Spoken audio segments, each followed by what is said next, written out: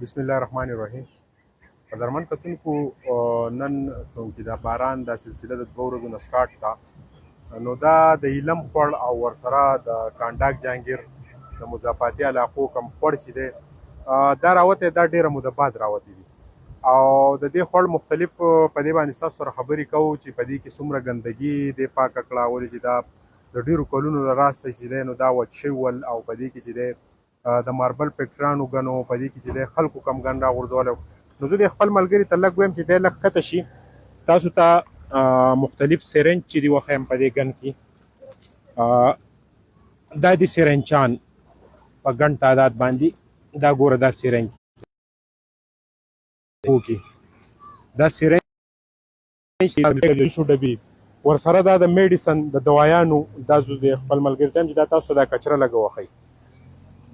مقصد مې دا دی دا شاپري دا دغه بیا چې دی دلته کم د دې اوبو سره ریلیټډ کم څیزونه دي شینخو ته هغه څومره خوشحاله دي. نو زه اوس د خپل ملګري ته یم چې تاسو ته د اوبو سره ریلیټډ دا شینغاړي دا بطخي دا مختلف څیزونه د دې اوبو نه د خوندونو دپاره موجود دي، خو د دوی خپې چې دی د سرنجانو د میډیسن د دوایانو د شیشو د ګندګۍ سره هم مخامخ دي. اوس زه تاسو بوزو د دې اوبو بهاو تاسو ته ښیو چې څومره تیز تعداد باندې دلته کې باران شوی دی او د باران نه پس چې دی بیا دا اوبه راغلي دي. د دې مختلف خلک تماشه هم کوي په سیند باندې، د په 144 هم لګېدلې ده. دلته کې چې دی دوه خوړونه دي، یو د ایلم خوړ دی او یو چې دی د کانډاک جهانګیر د مضافاتي ایریا خوړ دی، دا راوتي دي او د دې اوبو بهاو دپاره چې دی دا دوه بریجونه چې دي هم دي په دې باندې خلک د تماشې لپاره هم ولاړ دي. اوس تاسو د مضافاتي ایریا دا اوبه ښیم چې دا څومره په تیز تعداد کې د دې اوبو بهاو چې دی هغه د بیګا راسي. بیګا دا خوړ راوتی دی او دا اوبه چې دي ښه په کافي تعداد کې دلته چې کم ګندګي ده، کم ډیرانونه دي، کم څښاوالي دي، هغه دې د کافي حده پورې پاک کړل. زه خپل ملګري ته وایم چې دا تاسو دا ډیران چې کم دي یا دلته کې د ګندګۍ دا ډیر کم دي، دا تاسو ته وښایي. دا هغه خوړونه وو چې په دې کې مختلف چینې وې د اوبو، خلکو به ترې اوبه څښلې پاکې اوبه یې. اوس پکې د کډر لاین او نور د ګندګۍ ډیر دی، یو بدبویي هم ده، خو به هر حال د الله تعالی یو لوی قدرت دی او دې د دغه کلونو راسي چې دا خوړ نه و راوتی، دغه ګندګي موجود وه.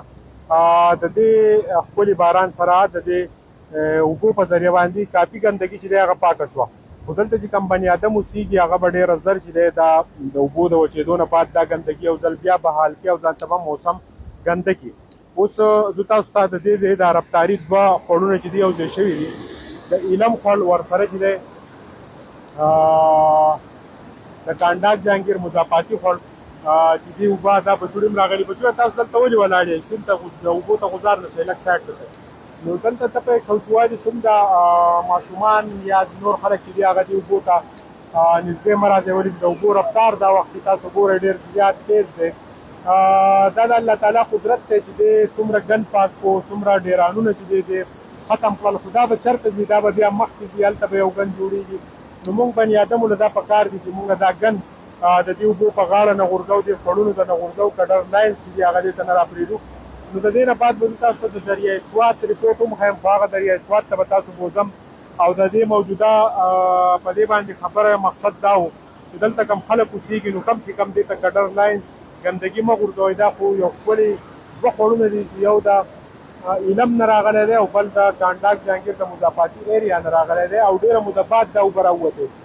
دا اوبه مونږ ډېره موده بعد ولې په دې کې بیا خلک میان نیسي، خو د میانو نیو په وخت باندې تاسو احتیاط کوئ. په دې کې د شیشې بوتلې ډېرې ماتې شوي، په دې کې سرنجان پراته دي، په دې کې بلیډونه پراته دي.